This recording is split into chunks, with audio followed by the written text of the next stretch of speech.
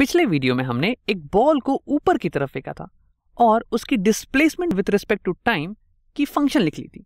अब फंक्शन आया था हमारे पास s is equal to we i into delta t plus half into g delta t square. अब इस फंक्शन में अगर आप टाइम की वैल्यू डालिएगा तो उस पर्टिकुलर टाइम पे डिस्प्लेसमेंट क्या है वो आपको पता चल जाएगी। अब ये हमें निकालने के लिए बेसिक डेफिनेशन का यूज करना पड़ा डिस्प्लेसमेंट का। वो क्या है? वो है displacement is equal to V average into delta T. और साथ ही साथ हमने वेलोसिटी वी फाइनल की इक्वेशन का भी यूज किया था। V final is equal to V initial plus A delta T. अब हम क्या करने वाले हैं इस वीडियो में कि इस डिस्प्लेसमेंट टाइम फंक्शन और वेलोसिटी टाइम फंक्शन और एक्सेलरेशन टाइम फंक्शन तीनों को ग्राफ पे प्लॉट करके देखने वाले हैं। तो हमारे पास वैल्यूज क्या थी, किस स्पीड से बॉल को फेंका गया था? वो था प्लस 20 मीटर पर सेकेंड और एक्सेलरेशन ड्यू टू ग्रेविटी थी माइनस 9.8 मीटर पर सेकेंड स्क्वायर। माइनस क्यों? क्योंकि धरती हमेशा हर चीज को अपने सेंटर की तरफ खींचती है, मतलब नीचे की तरफ खींचती है। और हमारा कन्वेंशन था कि कोई भी चीज अगर नीचे की तरफ होगी तो वो होगा माइनस साइन। अब हम क्या करेंगे कि एक्सेलरेशन ड्यू टू ग्रेविटी को माइनस 10 मीटर पर सेकेंड स्क्वायर मान लेंगे, क्योंकि इससे हमारी कैलकुलेशन जो है ना वो आसान पड़ जाएगी। तो आइए क्या करते हैं, एक नया पेज लेते हैं और चालू करते हैं हम लोग। तो यहां पे मैंने साइड में सारे फॉर्मुलेस लिख लिए हैं। s is equal to we i delta t plus half a t square और v final is equal to we I plus A delta T और acceleration is equal to minus 10 metre पर second square. अब सबसे पहले हम क्या करते हैं कि एक्सेलरेशन टाइम ग्राफ बना लेते हैं, क्योंकि ये तो सबसे आसान है बनाने में। तो यहाँ पे मैंने एक ग्राफ बना लिया है। ये एक्सिस वर्टिकल एक्सिस है एक्सेलरेशन की और हॉरिजॉन्टल एक्सिस है टाइम की, चेंज इन टाइम की। अब देखिए मेरे पास जो एक्सेलरेशन दी हुई है वो है माइनस 10 मीटर पर सेकेंड स्क्वायर। अब ये तो कांस्टेंट है, ये तो टाइम के हिसाब से बदल ही नहीं रही। तो इसका ग्राफ कैसा आएगा? इसका ग्राफ आएगा एक स्ट्रेट लाइन, माइनस 10 पे एक स्ट्रेट लाइन, और ये होगी हमारी एक्सेलरेशन टाइम ग्राफ इस बॉल की। अब क्या करते हैं, अब हम डिस्प्लेसमेंट टाइम ग्राफ और वेलोसिटी टाइम ग्राफ देख लेते हैं। तो आइए एक नया पेज लेते हैं और ये रही हमारी डिस्प्लेसमेंट टाइम ग्राफ और वेलोसिटी टाइम ग्राफ। अब यहाँ डिस्प्लेसमेंट जो है ये बदल रही है 0 से 5, 10, 15 और 20। ये वर्टिकल एक्सिस पे मैंने डिस्प्लेसमेंट दिखा रखा है और हॉरिजॉन्टल एक्सिस पे मैंने टाइम, चेंज इन टाइम दिखा रखा है। यहाँ वेलोसिटी की ग्राफ थोड़ी सी अलग है, क्योंकि वेलोसिटी जो है वो पॉजिटिव में भी जाएगी और नेगेटिव में भी जाएगी। और यहाँ पे टाइम एक्सिस यहाँ पे मैंने हॉरिजॉन्टल एक्सिस पे दिखा रखा है। तो आइए एक टेबल बनाते हैं और देखते हैं कि टाइम के साथ साथ वेलोसिटी और पोजीशन की वैल्यू कैसे कैसे बदल रही है। तो हमने यहाँ पे लिख लिया है डेल्टा टी एक कॉलम में और वी फाइनल एक कॉलम में और डिस्प्लेसमेंट एक कॉलम में। अब देखते हैं कि जब डेल्टा टी 0 था तो वेलोसिटी कितनी थी। तो देखिए जब यहाँ पे मैं डेल्टा टी 0 डालूंगा V F is equal to we I plus A delta T में, तो ये पूरा टर्म 0 हो जाएगा और हमारे पास बचेगा v F is equal to we i. तो यानी कि जिस वेलोसिटी से बॉल को फेंका गया और वो कितनी थी, वो थी 20 मीटर पर सेकेंड। तो वी एफ हो जाएगा 20 मीटर पर सेकेंड। और इसे हम प्लॉट कर देते हैं यहाँ ग्राफ पे। तो वेलोसिटी टाइम ग्राफ पे 0 सेकेंड पे जो वेलोसिटी थी वो थी 20 की, यहाँ पे हमने बना दिया 20। और उसके बाद 0 सेकेंड पे डिस्प्लेसमेंट कितना था, आइए इस इक्वेशन में हम 0 डाल के देखते हैं। तो अगर हम 0 डालेंगे यहाँ पे तो ये पूरा टर्म 0, यहाँ 0 डालेंगे तो ये पूरा टर्म 0, तो डिस्प्लेसमेंट आ गया 0, डिस्प्लेसमेंट हो गया 0 मीटर्स। तो इस ग्राफ पे डिस्प्लेसमेंट टाइम ग्राफ पे हमारा पॉइंट होगा यहाँ पे कहीं, एट 0 सेकेंड डिस्प्लेसमेंट इज 0। और ये तो जाहिर सी बात है, क्योंकि अभी अभी तो हमने बॉल को फेंका ही है। अब क्योंकि बॉल ने हमारे हाथ को अभी जस्ट छोड़ा है तो उसकी वेलोसिटी तो उतनी ही होगी जिस वेलोसिटी से हमने उसे फेंका था, वो है 20 मीटर पर सेकेंड। और अभी तक तो उसने कुछ डिस्प्लेसमेंट किया ही नहीं होगा, तो डिस्प्लेसमेंट होगा 0 मीटर। तो आइए क्या करते हैं, t is equal to 1 second पे देखते हैं कि क्या हो रहा है। अब t इज इक्वल टू 1 पे इस फॉर्मूले की क्या हो जाएगी वैल्यू। तो देखिए v इनिशियल क्या था, v इनिशियल था 20 मीटर पर सेकेंड, 20 मीटर पर सेकेंड, और एक्सेलरेशन था माइनस 10। तो ये हो गया माइनस 10 मीटर पर सेकेंड स्क्वायर।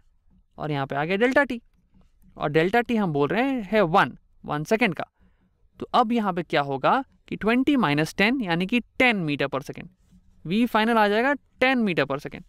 और यहाँ पे देखिए जो यूनिट्स हैं वो भी कैंसिल आउट हो जा रहे हैं। यहाँ पे डेल्टा टी होगा सेकंड में, तो 1 सेकंड से यहाँ पे 1 सेकंड कट जाएगा और आएगा 20 मीटर पर सेकंड माइनस 10 मीटर पर सेकंड। तो हमारे पास बचा 10 मीटर पर सेकंड। और जो डिस्प्लेसमेंट होगा उसे निकाल लेते हैं। इस फॉर्मूले में अगर हम डिस्प्लेसमेंट डालें तो क्या होगा, पहले इस फॉर्मूले को लिख लेते हैं। वी आई है तुम्हारे पास 20 मीटर पर सेकेंड, और इसको मल्टीप्लाई करना है टाइम के साथ, डेल्टा टी प्लस हाफ ए। अब देखो एक्सेलरेशन क्या है, -10, तो ये हो जाएगा हाफ ऑफ -10 दैट इज -5, तो इसे हम लोग लिख लेते हैं -5 और इंटू डेल्टा टी का होल स्क्वायर, डेल्टा टी का होल स्क्वायर। अब यहाँ पे अगर हम डालते हैं डेल्टा टी को 1, तो ये हो गया 20 और ये हो गया -5 और 20 - 5 हो गया 15, तो डिस्प्लेसमेंट आएगा 15 मीटर। तो अब इसे एक बार ग्राफ पे प्लॉट कर लेते हैं।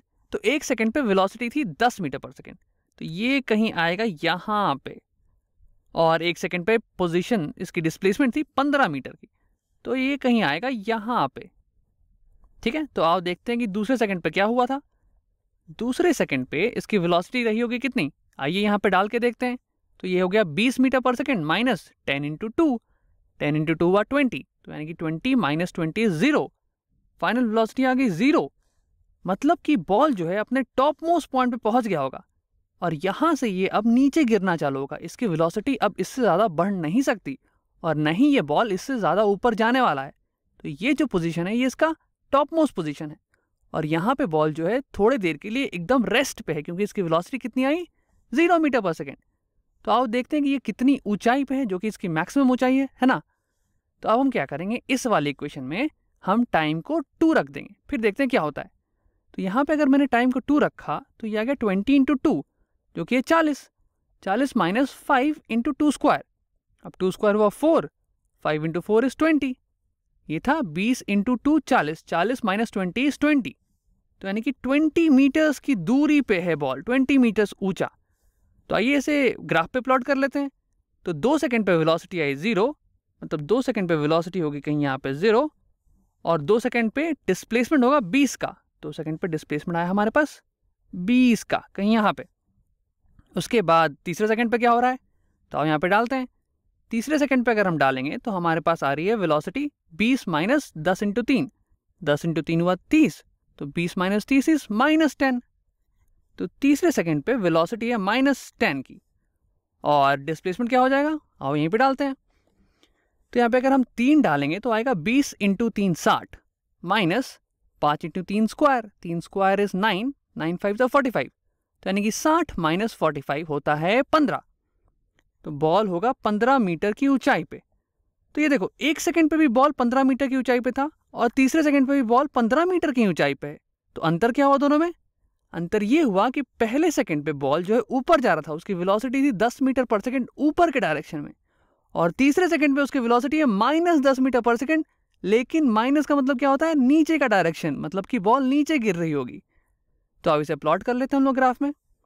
तीसरे सेकंड में इसकी वेलोसिटी हो जाएगी -10, यानी कहीं यहाँ पे, और इसका पोजीशन यानी कि इसका डिस्प्लेसमेंट होगा तीसरे सेकंड में 15 मीटर का, 15 मीटर कहीं यहाँ पे।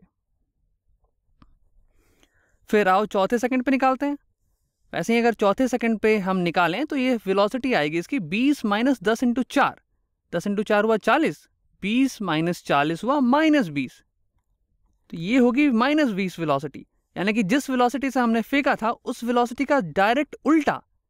0 सेकंड पे इसकी वेलोसिटी थी ऊपर के डायरेक्शन में, और चौथे सेकंड में इसकी वेलोसिटी है नीचे के डायरेक्शन में 20 मीटर पर सेकंड। और अब देखते हैं कि डिस्प्लेसमेंट कितना है। तो यहाँ पे अगर हम डालेंगे 4, तो 20 × 4 हुआ 80, और -5 × 4 स्क्वायर, 4 स्क्वायर हुआ 16, 16 5 80, तो 80 - 80 आ गया 0 मीटर। तो यानी कि बॉल आ गया है वापस हमारे हाथ में। आइए इसे भी हम ग्राफ पे प्लॉट कर लेते हैं।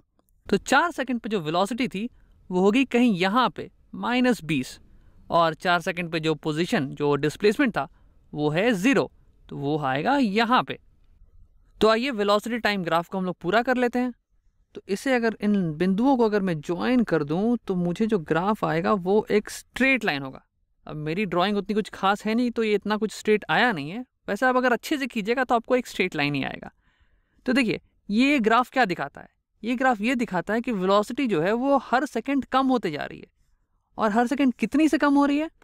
तो अब देखिए अगर हर एक सेकंड बाद अगर मैं देखूं तो वेलोसिटी जो है 10 मीटर पर सेकंड से नीचे आ जा रही है। 1 सेकंड बाद देखूं तो वेलोसिटी 10 मीटर पर सेकंड से नीचे आ जा रही है। मतलब कि जो rate of change of velocity है वो एक तो कांस्टेंट है और वो नेगेटिव है क्योंकि कम हो रही है। ठीक है, तो rate of change of velocity कितनी है यहाँ पे, ये जो स्लोप है ये कितना होगा, ये होगा -10, क्योंकि प्रति सेकेंड 10 मीटर पर सेकेंड का घटाव हो रहा है वेलोसिटी में। और ऐसा होना भी चाहिए क्योंकि हमने एक्सेलरेशन जो माना था वो था -10 मीटर पर सेकेंड स्क्वायर, और यही तो है हमारा यहाँ पे स्लोप भी, और यही हमें दिख रहा है। आइए अब डिस्प्लेसमेंट टाइम ग्राफ को ही पूरा कर लेते हैं। अब अगर मैं इन बिंदुओं को ज्वाइन करूं, मुझे ज्वाइन करने दीजिए, ये थोड़ा सा मुश्किल काम है क्योंकि मेरी हैंडराइटिंग, मेरी ड्राइंग उतनी कुछ खास है नहीं। तो ये जो ग्राफ आएगा ये एक पैराबोलिक ग्राफ है, एक पैराबोलिक ग्राफ है, और बॉल जब जा रहा है तो ऐसे ये ऊपर जाके नीचे आ रहा होगा और ऐसे समय में इसका डिस्प्लेसमेंट टाइम ग्राफ दिखेगा। तो अब मैं एक बात बताना चाहूँगा कि ये जो हमारी बॉल की वेलोसिटी है ये हमेशा कम होती जा रही थी पूरे जर्नी में। तो आइए एक बार इस ग्राफ पे हम लोग वेलोसिटी भी ड्रॉ कर लेते हैं। हम लोग ब्लू से वेलोसिटी बना लेते हैं। तो t=0 पे जब बॉल यहाँ पे था तब उसकी वेलोसिटी थी 20 मीटर पर सेकेंड। तो आइए एक बार ड्रॉ कर लेते हैं। 20 मीटर पर सेकेंड कुछ इतना लंबा होगा, और फिर 1 सेकेंड बाद जब बॉल 15 मीटर ऊपर आ गया तो उसकी वेलोसिटी हो गई थी 10 मीटर पर सेकेंड, यानी कि एकदम आधी हो गई थी, आधी हो गई थी ऊपर के डायरेक्शन में, लेकिन अभी भी वेलोसिटी है। और फिर दूसरे सेकंड पे इसकी वेलोसिटी हो गई 0, बॉल यहाँ पे पूरा रुक गया होगा। जब 20 मीटर टॉप मोस्ट पॉइंट पे था ये, तब इसकी वेलोसिटी हो गई 0, और उसके बाद तीसरे सेकंड पे बॉल जो है उसकी वेलोसिटी है -10, यानी कि नीचे के डायरेक्शन में 10 मीटर पर सेकेंड, -10। और फिर चौथे सेकंड पे इसकी वेलोसिटी है 20 मीटर पर सेकेंड, यानी कि जिस वेलोसिटी से फेंका, जितना लंबा ये वेक्टर है उतना ही लंबा ये वेक्टर होगा, लेकिन अब ये ऑपोजिट डायरेक्शन में है। अब ये इसे हम पकड़ने वाले हैं। लेकिन इस पूरे जर्नी में एक्सेलरेशन जो है, एक्सेलरेशन भी हम यहाँ पे दिखा लेते हैं। एक्सेलरेशन हमेशा कांस्टेंट रहा है, -10 मीटर पर सेकेंड स्क्वायर। वैसे है ये -9.8, पर हमने कैलकुलेशन के लिए, इजी कैलकुलेशन के लिए -10 मान लिया था। तो यहाँ पे भी जो वेक्टर बनेगा एक्सेलरेशन का वो ये -10 मीटर पर सेकेंड स्क्वायर, यहाँ पे भी -10 मीटर पर सेकेंड स्क्वायर। जब बॉल सबसे ऊपर पहुंच गया वहां पे भी जो है एक्सेलरेशन वो है -10 मीटर पर सेकेंड स्क्वायर, यहाँ पे भी -10 मीटर पर सेकेंड स्क्वायर, और यहाँ पे भी -10 मीटर पर सेकेंड स्क्वायर। तो आपने ये देखा कि जब बॉल ऊपर जा रही थी, जब उसकी वेलोसिटी एकदम ऊपर के डायरेक्शन में थी, तब भी एक्सेलरेशन नीचे के डायरेक्शन में था, और जब बॉल सबसे ऊपर पहुंच गई या फिर जब बॉल नीचे आना चालू हुई, हर जगह पे जो एक्सेलरेशन ड्यू टू ग्रेविटी था वो फिक्स्ड था नीचे के डायरेक्शन में, और कितना, -9.8 मीटर पर सेकेंड स्क्वायर, जिसको कि हमने यहाँ पे इजी कैलकुलेशन के लिए -10 मीटर पर सेकेंड स्क्वायर मान के रखा हुआ था। ठीक है, तो आशा करते हैं कि आपको अब ये समझ में आ गया होगा कि क्या क्या होता है वेलोसिटी के साथ, एक्सेलरेशन के साथ, जब किसी बॉल को एकदम सीध में ऊपर फेंका जाता हो।